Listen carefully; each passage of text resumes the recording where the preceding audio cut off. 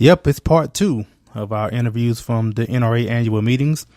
We have Amy Robbins with Alexo Athletica, Colion Noir, and more. So stay tuned.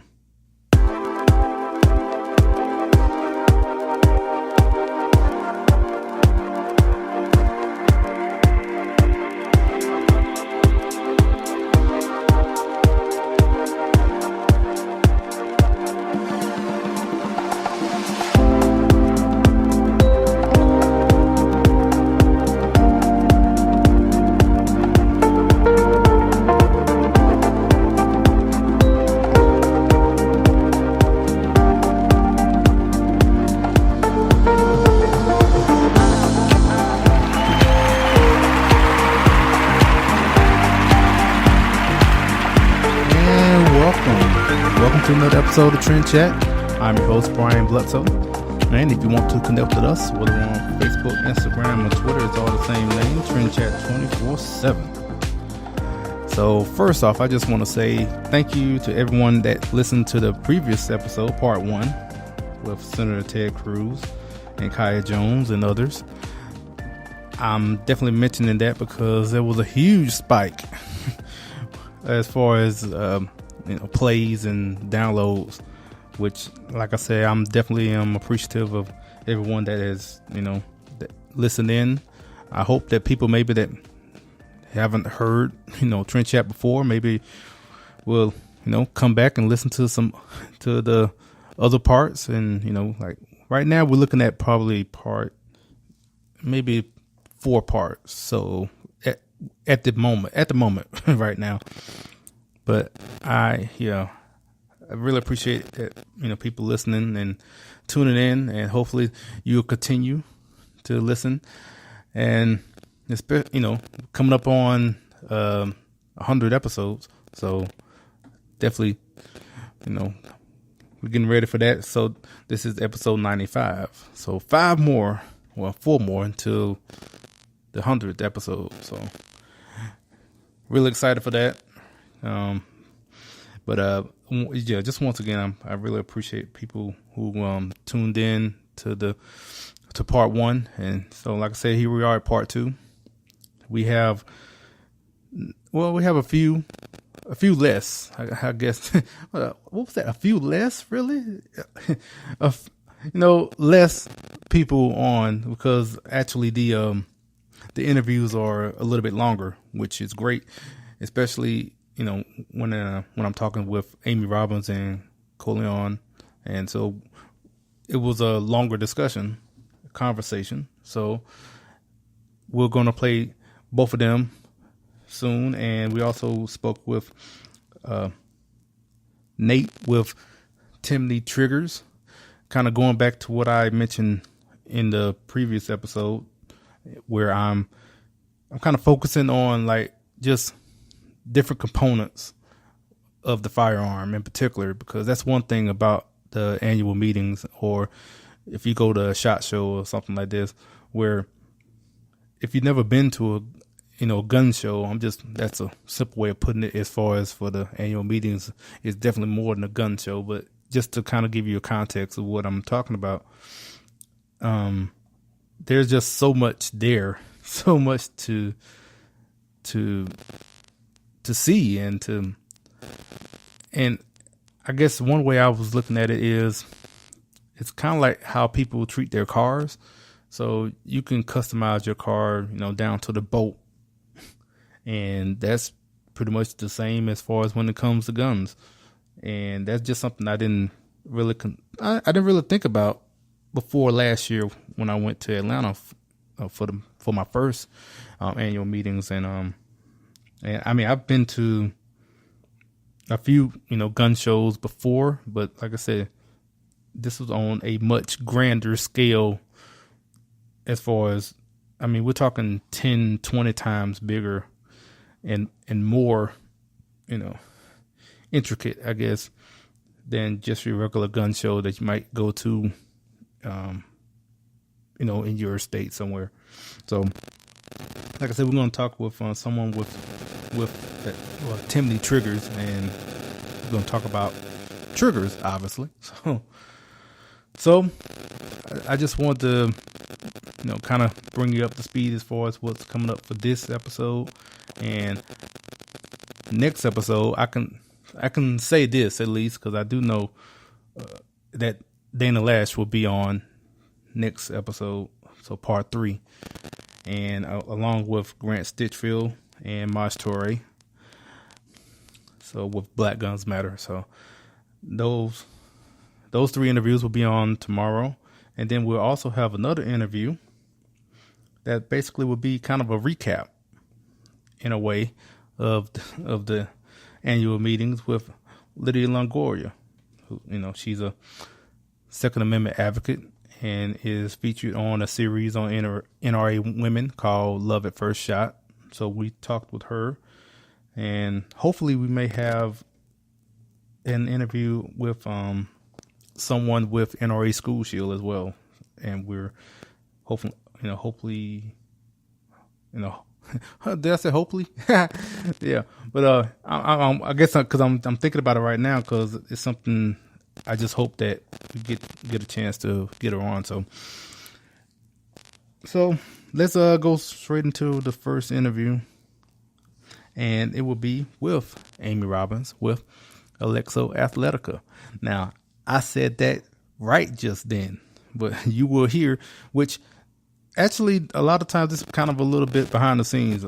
So when I'm doing these interviews, when I finish, and I put them on the computer, a lot of times, I know some people may be weary as far as doing a recorded interview because you don't know, especially if you don't know the person.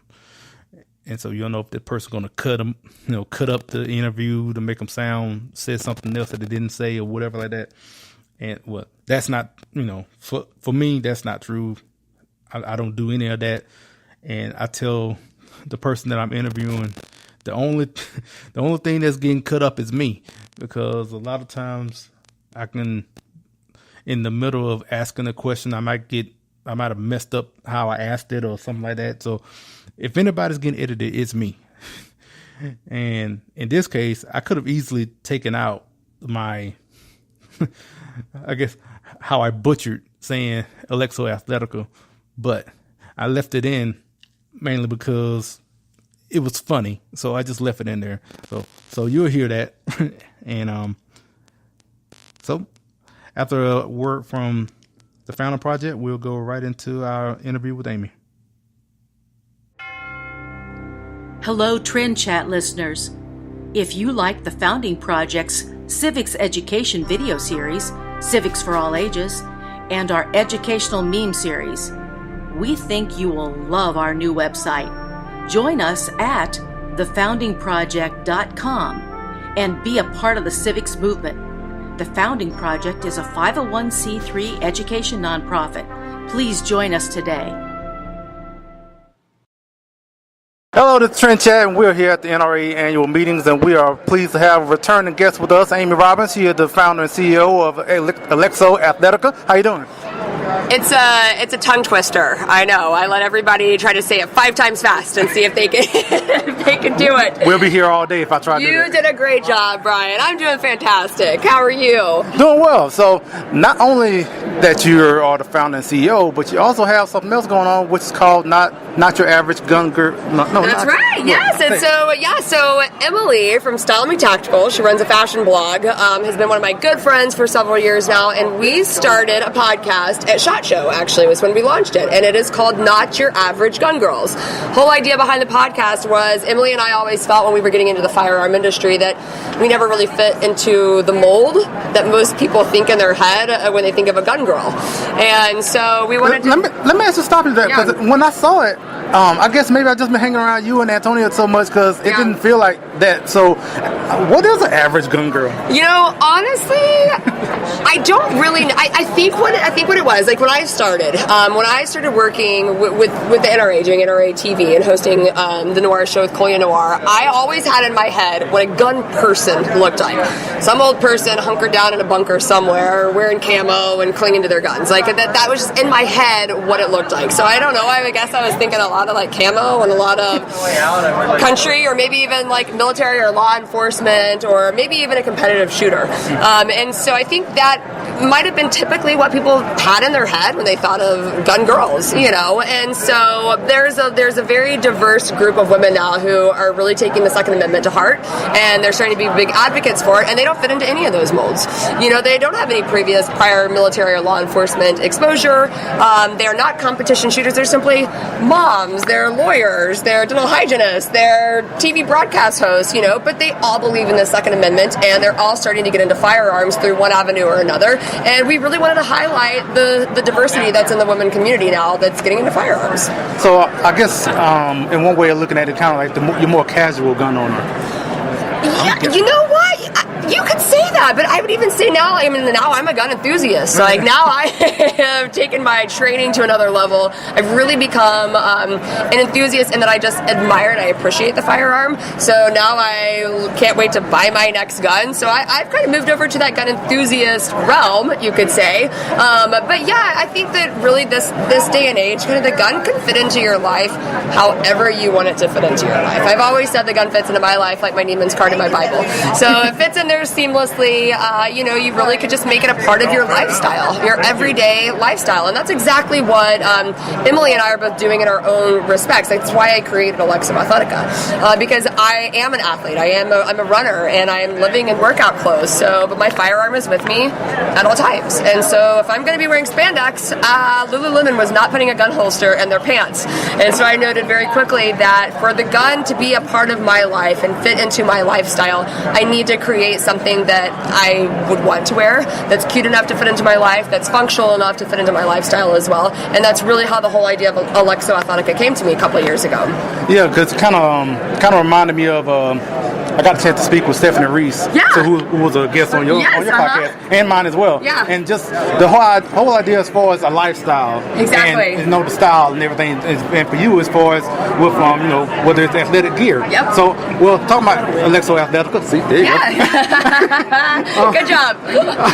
So what's new with the line and everything coming out? Yeah, so we just launched. A lot of people don't realize that we just launched our company October 31st, 2017. So we are brand new to the market, baby company. We really had this idea to do basically a soft launch to test the market and see what women were wanting, what was out there. We knew the market was out there and ripe and ready for this functional athletic wear.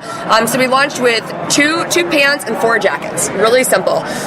Sold out of that very quickly. We're actually sold out of our stuff right now. I think we've got a few jackets left, but a lot of people are buying those jackets at the summertime. But we sold out of our inventory very quickly. We're waiting on the next shipment to get here, and then we're going to be expanding the line. So we're adding pieces here and there until we come up with the full line in the fall. So full line fall 2018 is going to be sports bras, tank tops, sweaters, new pants, new patterns.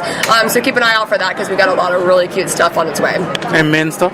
No. Everyone's asking me that. You know what? About 15% of our customer base are actually men buying it for their girlfriends, their wives, their daughters, and every single one of them have asked us, when are you going to be making a men's line? So it's on our radar. It actually was built into our 3 to 5 year plan as well. So we wanted to start with the women because, as we know, women are the fastest growing demographic of new gun owners. And so we wanted to make sure that they felt like they had someone that was speaking their language, supporting their rights, and giving them functional, fashionable options that nobody else was giving them right now. So we're starting with the women. Men, you've dominated this market for a while. You got a lot of options out there, but the women do not have a lot of options yet, but we're changing that game.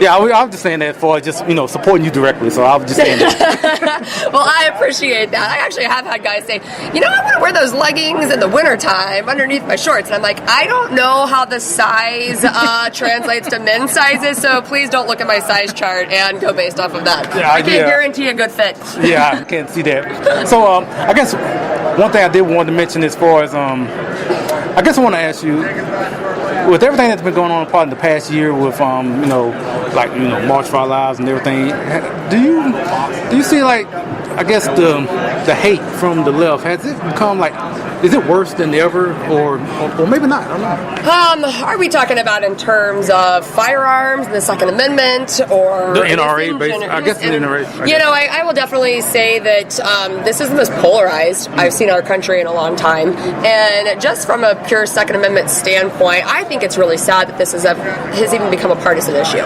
because at the end of the day, the Second Amendment covers all of us. It doesn't matter your political party, it doesn't matter your race, it doesn't matter your age. Like, the Second Amendment was put in there by our founding fathers to protect all of us and give all of us the right to self-defense.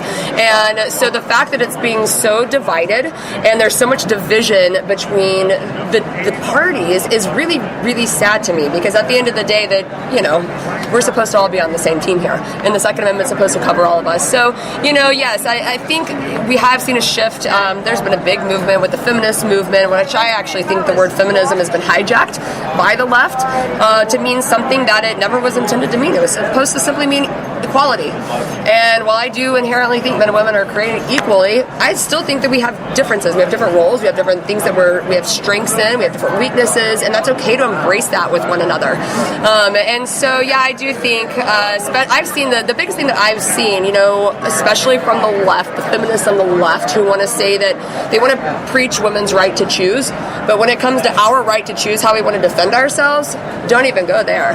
You know, they definitely don't think we have a right to choose a firearm if we want to choose a firearm, which to me that absolutely goes against everything that they are preaching.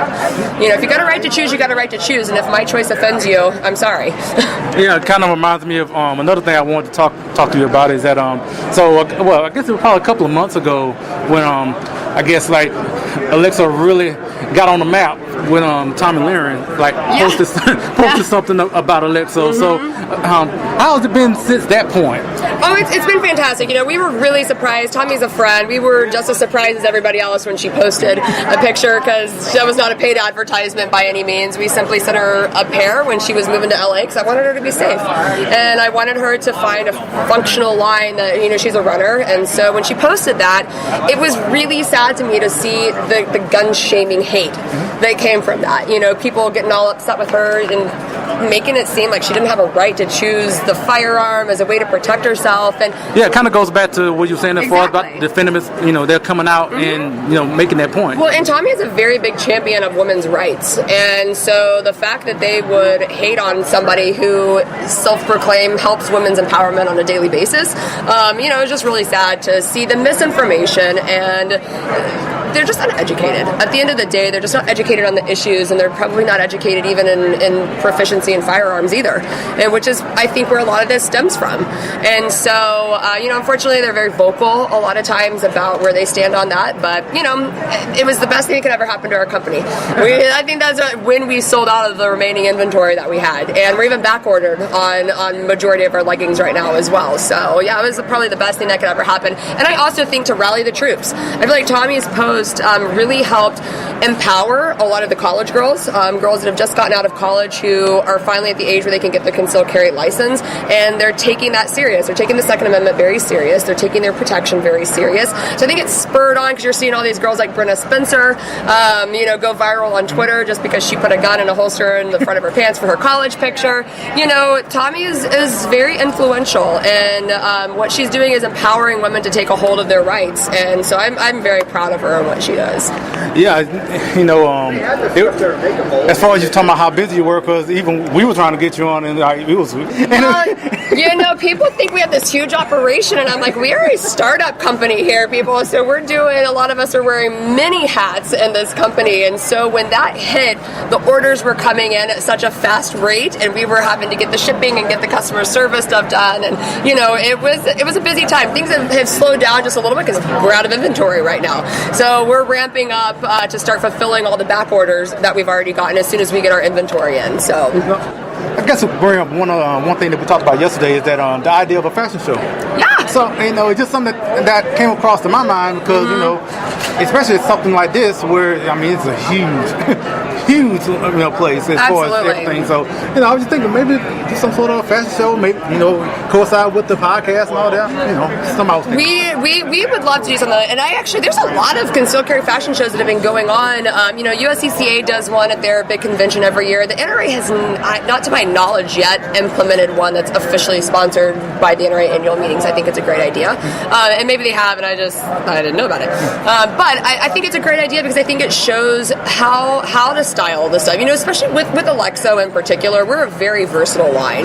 We can go from workout to weekend wear very easily, but sometimes people just need to be shown how to style it, how to wear it. So I actually put a lot of emphasis on that on my Instagram page. I do a lifestyle series and then I do like a workout series. So I'm constantly wanting to show women, hey, these aren't just crop pants that you wear to go run. You actually can pair them with this cute sweater and these like fantastic flats and wear it out for a day in the spring, when you're going to lunch with your friends. So we focus a lot on the styling elements and aspects of it because some people just need to know like the versatility of it and see exactly how you can do it. But a fashion show is a great idea. I'm all about a fashion show. I grew up doing fashion shows and runways, so yes, I love a good fashion show. Okay, yeah. Well, whenever that comes about, I guess we'll try to cover that too. So absolutely, I got your number. I will let you know where and when.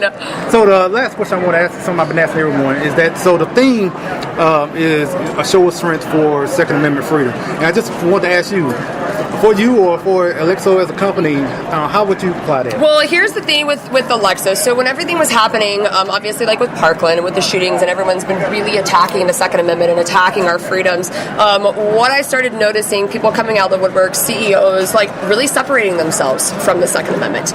And that was really disheartening to me, but it also encouraged me because I said, look, we have a massive group of people in this country that do believe in the Second Amendment, that do believe that our freedoms come when you can defend them. And so what I said is number one, as a company, we will never back down from supporting a woman's right to choose how she wants to defend herself, and we will never ever back down from supporting the Second Amendment and creating ways for women to actually be able to carry. So when other companies won't do it, you never have to worry about Alexo because we are always going to support that right and support it because we truly believe that that's the only way that you protect freedom is through the Second Amendment. And so we know that, we believe that, we push that, and that's our entire mission of our company. So if anyone wants to know more about Alexo or about the podcast, where can they go? Absolutely, yeah. So on our website, AlexoAthletica.com, you've got great resources as far as you can see the lookbooks, you can see how we style it. We even have a self-defense series that we just started online there. So we've got some great videos that you can go watch. Obviously, you can buy the merchandise from the website as well. But we're on Instagram at AlexoAthletica as well as on Facebook. The podcast is called Not Your Average Gun Girls. You can subscribe to that through iTunes or go online and listen to it just directly off of our website. But if you subscribe to it, that helps us out a lot. So so go check that out and subscribe on iTunes. And yeah, I think that's pretty much, we're on Facebook, Instagram, all the social media platforms if you have any questions about anything. All right, thank you so much for your time. Thank you, Brian. I appreciate it. Always great to talk to you. Yep, and thanks to Amy for joining us, and also thanks to Amy for doing this as well. Hey everyone, this is Amy Robbins with Alexo Athletica, and you're listening to Trend Chat. Yep. So, just like on the past episode with Kaya Jones, so she agreed to do that, and also Amy as well. So I appreciate that, and just like the others, we'll be playing that, here and there, just to, I don't know, as a break or something for different segments and whatnot. So, like I said, next we have Nate with Timney Triggers. So we're gonna go with this interview. We're gonna play this first, and then have another word from the Founder Project, and then we'll go into our interview with Colion Noir. Hello, this is Trent Chat here at the NRA annual meetings, and we're here with Nate with Timney Triggers. How you doing? Doing well, sir. How are you doing? So, one reason why I wanted to come to your booth in particular is because your company deals specifically with triggers, and that's it. And that's something that I'm really interested in as far as how specialized that is. And so just tell us, why a trigger is so important. Yeah, so a good trigger is so important because it's going to improve accuracy accurate rifles are more fun. If you can hit what you're shooting at, it's going to be a lot better. Our triggers provide a nice crisp break to where you're not going to pull off target. That's the major upgrade of switching triggers out. So if you're running a factory trigger, you're pulling on it, you get a lot of movement, a lot of travel before that trigger goes off. With a Timney trigger, you're right on the wall. It's going to be a nice crisp break. It's like breaking a glass rod. That's the main reason you swap the trigger out. Improve accuracy. Now, how much accuracy are we talking about compared from a factory trigger? I mean, I know it varies from firearm to firearm, but I mean, how much is it? Is it a lot, or what? It can be. I mean, most of our triggers are about half a factory pull weight. So a factory pull weight... Hold on, I don't mean to interrupt you. What is pull weight? So pull weight is how much pressure is applied to that trigger before it fires. So most factory triggers, you're looking at between 6 and 8 pounds, and there's movement and travel in the trigger. It's called creep. So you're going to feel kind of a gritty feeling on it as you pull that trigger. Whereas with our trigger, most commonly is 3 pounds, but they are adjustable, 1.5 pounds up to 4 pounds. So if you like a light trigger, you're doing like some bench press stuff, you want a lighter trigger, just kind of different options there. But 3 pounds is going to be about half of the factory trigger. Okay, and how many different types that y'all have as far as triggers for AR or shotguns or what? So mainly we're doing ARs and bolt guns. So all hunting rifles we have a trigger for, and then also ARs. We have probably 20 different variants of AR trigger, depending on whether you like a single stage or you like a 2-stage. So what is a 2-stage? 2-stage is going to have some really smooth travel. So you have a really smooth travel for your first stage. You hit a solid wall, and at that point, it's going to break like a single-stage trigger. If you pull that travel out, you can either release the trigger and go back to an unfired trigger, or you can pull through the wall, round down range.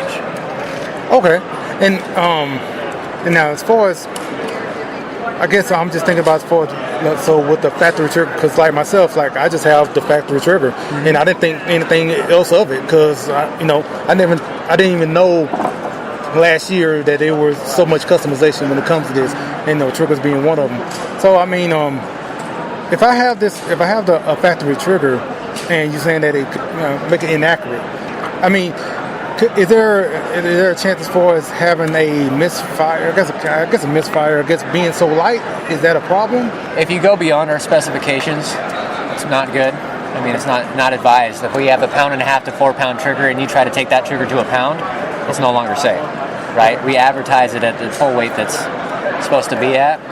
So yeah, if you're in the range of our triggers safety, you're going to be completely fine. There's going to be no worry about anything. All of our triggers right out of the package are safe. So they've been hand assembled, hand tested by guys who that's all they do. And all day, all they're doing is testing triggers. Okay, so if anyone wants to know more about Timney triggers, how would they find out? So we're available online, timneytriggers.com. You can give us a call. All of our guys who answer the phone are really cool. Answer any questions you guys have about anything. We can even break it down to where I have this rifle. What trigger do I need? Well, what are you going to use the rifle for? Are you going to be hunting with it? Are you going to be competing with it? We have different options for different people. So like if you're a hunter, you're going to keep your rifle between 2 and 3 pounds. You're walking through the woods, you don't want that stuff snagging, you don't want it going off accidentally, right? Whereas a competition shooter is going to go for the lightest trigger possible. I have an 8-ounce trigger, half-pound trigger. So I mean, it's strictly competition triggers. I mean, it's all in what you're looking for. Different flavors for different varieties. Okay. Also, anything on social media? Yeah, we can find us on social media, Facebook, Instagram, Timney Triggers. Okay. Thanks so much for your time. Hey, thank you, sir. Have a good day. Yep. Thanks to Nate for joining us. And I'm pretty sure, especially if you're like really proficient in firearms, you're probably listening to some of these interviews and I'll ask pretty simple questions. And I understand that I am pretty new as far as, I guess, being a part of the, I guess you would say like the 2A community, Second Amendment community. It just, I've always been a supporter and always been, advocate for the Second Amendment. But personally, as far as having a firearm and even being knowledgeable about what to do with it, and as I mentioned in there, as far as knowing how you can customize and change aspects of a firearm, or you can, like I mentioned earlier, you can customize it down to the very, trigger of it. And so a lot of times you're going to hear, especially if I'm doing an interview with someone when it involving guns, at least for the time being, it's going to probably sound a little simple, a little bit, probably ask some pretty naive questions, which I think I mentioned when I talked to Colion, which is coming up now. So I'm just letting you know, because you're just hearing it from someone that is new to all of this, and just, asking questions. So with that being said, we're going to get to our interview with Colion Noir. And first you'll hear a word from Politichicks, and straight to our interview. Hello, this is Brian Bledsoe, host of Trend Chat, also contributor at Politichicks.com. Here to tell you about the new book called Politichicks, A Clarion Call to Political Activism, with over 300 pages from contributors like myself, talking about topics such as education, social issues, healthcare, the Second Amendment, and of course, activism. I encourage you all to check it out at Politichicks.com, and is also available at Amazon and Barnes & Noble. Hello, this is Trent Chat. We're here at the NRA annual meetings, and we have a returning guest from last year, Colion Noir. How you doing? I'm doing pretty good. What's going on, man? First thing I wanted to mention is that you have debuted, I guess, what you call the Advocate. Yeah. Tell us everything about that. So the Advocate is basically a collaboration between me and a company called Tier Defense. They've actually been trying to get me to come up with my own line of gun for a while now. And so what has essentially happened was me saying, okay, and then coming together, and while I craft a concept based on an existing platform, and then turn it into how I would envision it. So what I did was I picked a gun that I was pretty keen on, the HKVP9, and basically created something that, like, I looked at it and I said, if I were going to make this gun look a certain way, how would I make it look? And so that's what we did. And so over the course of about 6 months, we went back and forth with certain designs. How I wanted the grip to feel, how I wanted the slide to look, all of it, the characteristics of the gun, the features, the casing, all of it. And then kind of came together. I told them what I wanted, they executed, essentially. And so then from there, now it's currently on the market. It's been on the market for about 6 months now. And so I named it the Advocate more or less because of what I do. I consider myself an advocate, while at the same time, I don't think there's a bigger advocate for your life than a gun when you need it, right? So that's kind of where the whole name came from. So what was the inspiration as far as putting it together? Aesthetically, the inspiration largely came from cars. I have a love affair with cars, especially supercars. So for me, I took a lot of the cues from the things that excite me about a certain car and applied them to the gun as well. It's actually what I did in the actual official release video, which isn't out yet because I haven't finished editing it. But what I do is I analogize it to a very specific car. And so in the video, it further explains what my inspiration was for the actual gun. Okay. So, and I also noticed that you have not only the Advocate, but you also have the Advocate Lite. Yes. So So essentially, what I wanted to do was, I wanted to create something that was tier 1. The best of the best that I could possibly conceive and put together, while at the same time understanding that naturally is going to place it at a price point that's not achievable to a lot of people. So what I wanted to do was kind of create something that had the same level of quality, but it didn't have some of the accoutrements that come with the gun, right? That becomes part of that experience. And so what we managed to do was take the price and nearly cut it in half. And so you still get the same feel and essence of the gun, just minus some of the extras that usually come with it. And so for those people who want to come in and can't achieve that certain price point with the full package, they can still get the essence of what the Advocate is at a lower price point that's more accomplishable. Like I mentioned last year, I'm novice. I'm still new, yeah. And so I guess this might sound kind of a naive question, but so it's not a brand new gun. It's just like a modification. Yeah, think about it like, I'd say like a collaboration between Supreme and Louis. Like when they kind of had that collaboration together. It was basically taking my brand, taking another company's brand, and meshing them together and coming up with a creation based on an already existing platform.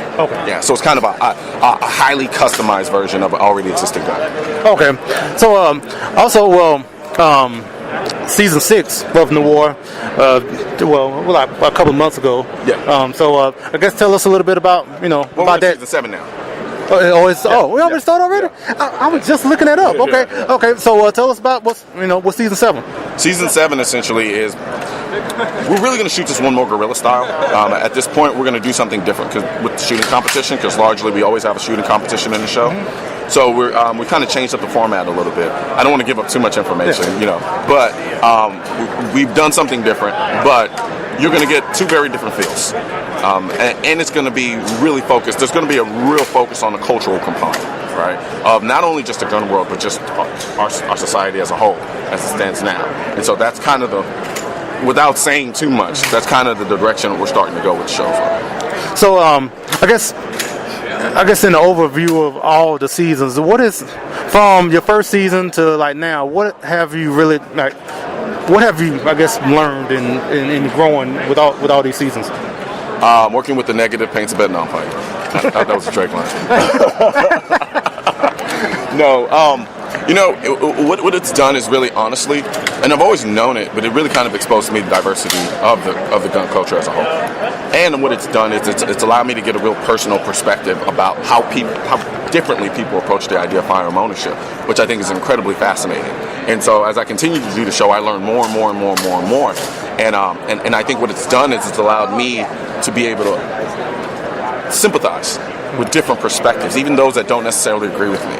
And I think that adds a lot to the show in many ways as well. And I continue to keep getting that as I keep pushing along with the show. Okay. Now this has nothing to do with guns, but it's something that I've been talking about, and I've kind of been asking a couple of people, and so I guess the whole thing with Kanye. Yeah. I mean, just what's your thoughts as far as what's been going on the past couple of weeks and just that? I'm not gonna lie to you. I don't really give it much mental energy, and the reason why I don't is because I never really know from what perspective he's working from. There's so much going on with him. I can't tell if it's trolling. I can't tell if it's just to garner attention. I can't tell if he really believes what he's saying. So for me, I don't really spend too much energy trying to figure it out. There are elements to what he's saying that I agree with. There are elements to what he's saying I've been saying for years, right? Just the idea of independent thought. And so beyond that point, I don't really put much effort into it, just because largely I don't know where it's coming from. And I'm one who likes to work from a position of being honest and real. So if you're just doing it to garner attention, even though I may agree with it, it's kind of like it loses its value to me. And so and like with people in this space, in this lane, I never really know how genuine it is. So I don't really put too much emphasis on it, honestly. So now one thing I wanted to ask is I guess in the past year or so, I'm just wondering, with everything that's been going on, especially with the focus, especially focus on the NRA, has the hate from the left, is it worse than ever, or what? I mean, it feels like that way to me. Yes, I think they feel empowered, so they're louder, right? So before they would kind of hint at it. Now they feel empowered to just come out and say it. And so from that perspective, it does make it seem like it's more. But then also now what you have is a growing platform within social media for people who are starting to understand its power and its effect. So now they're feeling more empowered to stand up and say things that they've always felt, whether it be for or against. And so I think that's what you're seeing here. It's just an aggregation of people who are feeling more empowered to speak up and say something, utilizing a platform that gives platform to people who otherwise wouldn't have it. So here's a question I've been asking everyone: is the theme here is a show of strength for Second Amendment freedom, and so I just been asking everyone how you will apply that theme. I'm just me, honestly. I don't run from who I am. I don't run from my beliefs. I understand that I don't necessarily fit in very specific boxes. One foot may be in one box and another foot may be in another. I'm just genuinely me, and so what I feel that does is when people do meet me, it makes them comfortable being themselves as well. Whether they're black, white, Spanish, Asian, I don't care. Whether you agree with guns, disagree with guns, kind of agree with guns, have certain issues, reservations, it doesn't matter to me. And so the more that I can empower people to be themselves, right, and not feel like they have to hide who they are or make apologies for it or feel like they have to prove themselves, I think what that does is that starts to foster that independent thought. And so once you get that independent thought, it starts to walk towards objectivity. And that's the biggest thing for me is objectivity. Because it's too easy to live in a world of subjectivity, which is natural. It's going to happen. I have my biases. You have your biases because of your background, the way I grew up, et cetera, et cetera. So from that standpoint, though, what I want is to always have this notion that if we're going to have a conversation about anything, it doesn't even have to be about guns. Like, let's start from a place of objectivity. And then we can, while still acknowledging the very subjective aspects of that issue, right? Because there are going to be certain things that someone may not be able to comprehend because they didn't go through it. You know what I mean? But when the foundation is based on objectivity, I think a lot more can be done. A lot more can be accomplished. Because otherwise, all like overt subjectivity does is force everybody to the corners. So the more that I continue to be me and unapologetically me, I feel that would then empower other people to do the same. And in doing so, while still being objective, I think it makes for a better country. Well, I guess one thing I want to ask too is, I guess bringing people together and to have those conversations. I mean, is it getting better in that, or is it getting more polarized because of what's been going on? You know, the weird thing is, it's going to sound like a contradiction. It's a little bit of both. I think it is getting better, and I think it's getting better because we do have the platforms to counter misinformation. We do have the platforms to talk to people who we may not have had access to before, or get insight into it. Say, for instance, like there's a whole demographic of my audience who've never been exposed to Killer Mike before, right? And they're coming up to me now, and they're like, man, I watched that Killer Mike interview, and I loved it. They had no clue who Killer Mike was. They had no clue. But yet, here they are watching something from someone who they probably have never met or knew of in their life, and finding common ground. You get what I'm saying? Killer Mike was a Bernie Sanders surrogate. You get what I'm saying? Yeah. But on this issue, there's some commonality. And that's what I think the beauty of this country is even within our differences, there's always places for commonality. And even if we don't agree and don't have that common ground, we respect each other's opinion about it. I mean, just like so I've been sitting here as you've been here. So we had the Mossberg booth, and so you were signing autographs. And as I was sitting here, I was hearing a number of people, mentioning the Joe Rogan podcast. Yeah. And that's exactly what you're saying. Some people that are watching Joe Rogan's podcast or hearing it, or hearing you for the first time, and vice versa. So. No, I just want to say, as someone that came here for the first time, I spoke to you then. And, I'm gracious for your time, and also I just want to say, you are one of the factors, if not the factor, I guess, in why I became an NRA member, a couple of days ago. It means a lot, man. So, it really does. So I appreciate everything you've been doing, and so absolutely. So also. NRATV, so let everybody know how they can find you on social media. Yeah, no problem. Jump on NRATV and just go to shows or episodes, and you'll see it right there. My face will pop up. Or if you want, you can go to my YouTube channel, which is just go to YouTube and type on MrColionNoir.com. Well, actually, that's my website. You can go to my website, MrColionNoir.com, to see my content as well. Or go to YouTube and just type in Mr. Colion Noir or Colion Noir. It'll pop right up. Well, I appreciate your time. Absolutely. Yep, and you heard that right. Yeah, I did join the NRA this week. Well, last week. It's something I've been thinking of doing for the past couple of years. It just decided to do it since I was going to be there, maybe at the meetings anyway. So I might as well go ahead and join. So I guess I might get a little bit more into that probably tomorrow, if not tomorrow, probably Thursday. Still wondering how many episodes we're going to do this week. Still, maybe it might be 2 more. Could be 3 more for all we know. But that's it for this episode. And on tomorrow, we'll have, as I mentioned before, we have Maj Toure with Black Guns Matter, Grant Stitchfield with NRA TV, and NRA spokeswoman Dana Lash will be on tomorrow's episode. So until tomorrow, we'll chat with you later.